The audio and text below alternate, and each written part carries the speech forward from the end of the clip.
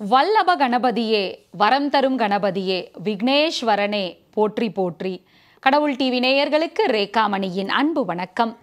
இன்றைய தினம் திருப்போரூரில் எழுந்தருளி இருக்கின்ற வேம்படி விநாயகரை பற்றி தெரிந்து கொள்ள இருக்கிறோம். வேண்டியதை அருளக்கூடிய அற்புதமான தெய்வம் வேம்படி விநாயகர். அம்பாளினுடைய சாபத்தை நீக்கி அவளுக்கு சாப விமோச்சனம் வழங்கிய தெய்வம் வேம்படி விநாயகர். இப்போ தேவர்களுக்கும் அசுரர்களுக்கும் ஒரு முறை போர் மூண்டது.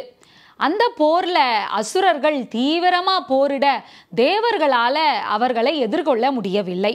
உடனே தேவர்கள் திருமாலிடம் சென்று சரணடைகின்றனர். திருமாலும் அவர்களுக்கு உதவி செய்வதற்காக போரில் அசுரர்களை எதிர்த்து போரிடுவதற்காக வருகிறார்.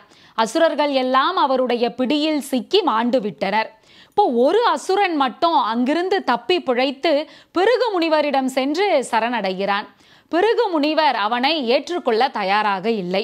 உடனே அங்கிருந்து மீண்டும் வேகமாக ஓடி எதிரே வந்த பிருகு முனிவரினுடைய மனைவி புலோமசையிடம் சரணாகதி கேட்கிறான். இப்போ முதலில் அந்த அம்மை இவரை ஏற்றுக்கொள்வதற்கு தயாராக இல்லை, நான் சரணாகதி தரமாட்டேன், அது தவறு என்று மறுக்கிறார். மீண்டும் இவன் அவர்களிடம் கெஞ்சி கேட்க உடனே அவனுக்கு சரணாகதி கொடுத்து விடுகிறார் பிருகு முனிவரினுடைய மனைவி. இப்ப திருமால் அந்த இடத்திற்கு வராரா, அந்த அசுரனை அழிக்கணும். அழிப்பதற்கு வருகின்ற பொழுது அங்கு நின்ற பிருகு முனிவரினுடைய மனைவி, இவர் என்னை சரணாகதி அடைந்து விட்டார், அதனால இவரை நீங்க அழிக்க வேணாம், மன்னிச்சு விட்டுருங்களேன் அப்படின்னு திருமால் கிட்ட வேண்டுகிறார். ஆனால் திருமால் அவனை விடுவதாக இல்லை.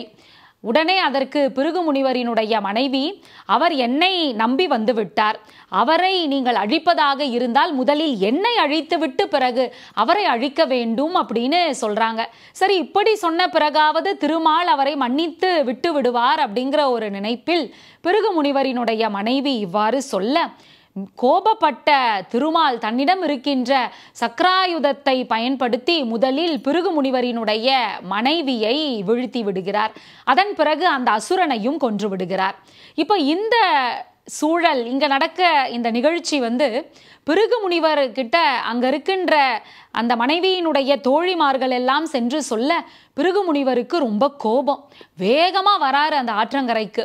வந்து திருமாலிடம் சண்டையிடுகிறார். வந்து பார்த்த அவருக்கு திருமால் கண்ணில் தெரியவில்லை. திருமால் மார்பில் உறைந்திருக்கும் மகாலட்சுமி தான் அவருடைய கண்ணிற்கு தெரிகிறாள். இப்போ மகாலட்சுமியிடம் கேட்கிறார், திருப்பார் கடலை கடைந்த பொழுது வெளிப்பட்ட இனிமையின் மூலமாக பிறந்தவர் தாங்கள். மகாவிஷ்ணு இது போன்ற ஒரு செய்கையை செய்கின்ற பொழுது தாங்கள் தடுக்க வேண்டும் அல்லவா? தடுக்காமல் இருந்துவிட்டு அவர் இந்த செயலை செய்வதற்கு நீங்களே தூண்டுகோலாக இருந்து விட்டீர்.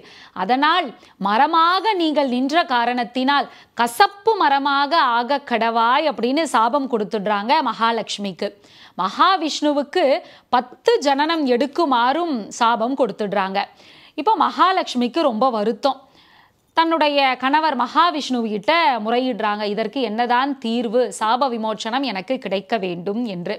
உடனே மகாவிஷ்ணு, இதற்கு ஒரு தீர்வு கிடைக்க வேண்டும் என்று சொன்னால் கணபதியை வழிபட வேண்டும், கணபதி தான் நம்மை இதிலிருந்து மீட்டு கொண்டு வருவார் அப்படின்னு சொல்லிடுறாங்க. அப்படி பூலோகத்திற்கு வந்த மகாலட்சுமி ஒரு இடத்துல வேப்ப மரமா மாறிடுறாங்க பிருகு முனிவரோட சாபத்தால. அந்த வேப்ப மரத்தடியில இருக்கக்கூடிய விநாயகர் தான் வேம்படி விநாயகர் அப்படிங்கிற பெயர்ல அழைக்கப்படுறார். இப்ப இது ஒரு புறம் இருக்க, மாசிலாமணி சிதம்பரம் என்கின்ற பெரும் புலவர் குமாரதேவர் என்பவரிடம் கல்வி கற்கிறார். எல்லா இலக்கண இலக்கியங்களையும் கற்று தேர்கிறார். இப்போ அவருடைய கனவுல அவர் தவத்தில் இருக்கின்ற பொழுது அவருடைய தவத்தில் ஒரு முறை மயில் தோகை விரித்து ஆடுவதை போல வருகிறது. அந்த காட்சியை கண்ட அவருக்கு ஏதோ மயில் நம்மிடம் சொல்ல வருவதாகவே ஒரு உணர்வு தோன்றுகிறது. தன்னுடைய குருநாதரிடம் வந்து கேட்க, குருநாதர் மதுரையில் எழுந்தருளி இருக்கின்ற மீனாட்சி அம்மனை சென்று வணங்குமாறு அனுப்பி வைக்கிறார். இப்போ மதுரைக்கு வந்த அந்த மாசிலாமணி சிதம்பரம் மதுரை மீனாட்சி அம்மனை எண்ணி 45 நாட்கள் அங்கு தவம் இருக்கிறார். தவம் இருந்து மீனாட்சி அம்மை மீது கலிவெண்பா பாடுகிறார். மீனாட்சி அம்மை அங்கு அசரீரியாக எழுந்தருளி தன்னுடைய குமரன் முருகப்பெருமான் இருக்கின்ற வேதபுரி என்கின்ற பகுதிக்கு சென்று முருகப்பெருமானுக்கு அழகான திருக்கோவில் கட்டுமாறு அனுப்பி வைக்கிறார். இப்போ அங்கிருந்து புறப்பட்டு இடையில் தன்னுடைய குருநாதரை சந்திக்க வேண்டி மாசிலாமணி சிதம்பரம் வருகிறார். தன்னுடைய குருநாதரும் அப்படியே சொல்ல திருப்போரூர் திருத்தலத்திற்கு சென்று முருகப்பெருமானுக்கு கோவில் எழுப்ப வேண்டும் அப்படின்னு அவரும் கட்டளையிட ரொம்ப மகிழ்ச்சியா அந்த திருத்தலத்திற்கு வருகிறார். வந்த அவருக்கு முருகப்பெருமான் எங்கு இருக்கார் அப்படின்னு தெரியல. வேம்படி விநாயகர் தான் அவருக்கு வழிகாட்டுகிறார். பனங்காடு நிறைந்த ஒரு பகுதியாக அந்த பகுதி இருக்கு. அந்த பனங்காட்டுல ஒரு பெண் பனை மரத்திற்கு கீழே சுயம்பு மூர்த்தியாக எழுந்தருளி இருக்கின்ற முருகப்பெருமானை வேம்படி விநாயகர் காட்ட மகிழ்ச்சியில் திளைத்த மாசிலாமணி சிதம்பரம் சுவாமிகள் அங்கு சென்று முருகப்பெருமானுக்கு ஒரு சிறு குடில் அமைத்து அங்கு அருகில் இருக்கின்ற ஆற்றில் நீராடி வேம்படி விநாயகர் கோவிலில் தங்கி தினந்தோறும் முருகப்பெருமானுக்கு அர்ச்சனை செய்து வந்தார். ஒரு நாள் முருகப்பெருமான் மாசிலாமணி சிதம்பர சுவாமிகளினுடைய குருநாதரை போல வடிவம் கொண்டு அங்கு வராரு. வந்து சிதம்பர சுவாமிகளை அழைத்து முருகப்பெருமானுக்கு முன்பு அந்த இடத்தில் கோவில் எப்படி இருந்தது, என்னென்ன திருப்பணிகள் எல்லாம் செய்ய வேண்டும் என்பதையெல்லாம் சுட்டி காட்டிவிட்டு அப்படியே சென்று அங்கிருக்கின்ற முருகப்பெருமானினுடைய அந்த விக்கிரகத்தில் மறைந்து விட்டார். இப்போ வந்தது குருநாதர் இல்லை, முருகப்பெருமான் தான் அப்படிங்கிறது மாசிலாமணி சுவாமிகளுக்கு தெரிந்து விட்டது. உடனே மகிழ்ச்சியாக அந்த இடத்தில் முருகப்பெருமான் காட்டிய அந்த இடத்திலேயே திருக்கோவில் எழுப்பினார். யுத்தபுரியாக யுத்தகிரியாக அந்த தலமானது அழைக்கப்பட்டது. இப்போ முருகப்பெருமான் போர் புரிந்த இடம் 3 இடம்.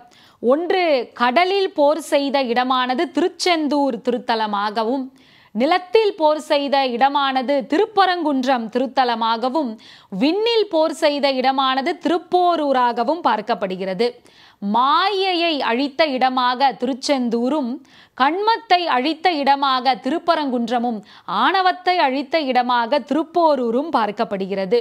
போர் ரொம்ப அதிகமாக நடந்த ஒரு பகுதியாக இருந்ததால போரி மாநகர், யுத்தபுரி அப்படின்னெல்லாம் இந்த திருப்போரூருக்கு பெயர் உண்டு. திருப்போரூர் திருத்தலமானது பொலிவு பெற்று விளங்குவதற்கு மிக சிறந்த திருப்பணியை நேர்த்தியாக செய்தவர் மாசிலாமணி சிதம்பரம் சுவாமிகள் தான். அவரை சிதம்பரம் சுவாமிகள் அப்படின்னே எல்லாரும் அழைச்சாங்க.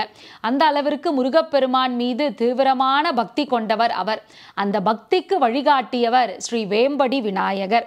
இன்றும் திருப்போரூர் திருத்தலத்தில் ஸ்ரீ வேம்படி விநாயகருக்கு பூஜைகள் செய்த பிறகுதான் மற்ற தெய்வங்களுக்கு பூஜைகள் செய்யக்கூடிய ஒரு நிகழ்வினை பார்க்க முடியும். சிதம்பரம் சுவாமிகளினுடைய குரு பூஜை தினமான பௌர்ணமி மாதத்துல அந்த வேம்படி விநாயகருக்கு சிறப்பு அபிஷேகமும் 1008 சூர தேங்காயும் ஒவ்வொரு வருடமும் உடைக்கப்படுகிறது.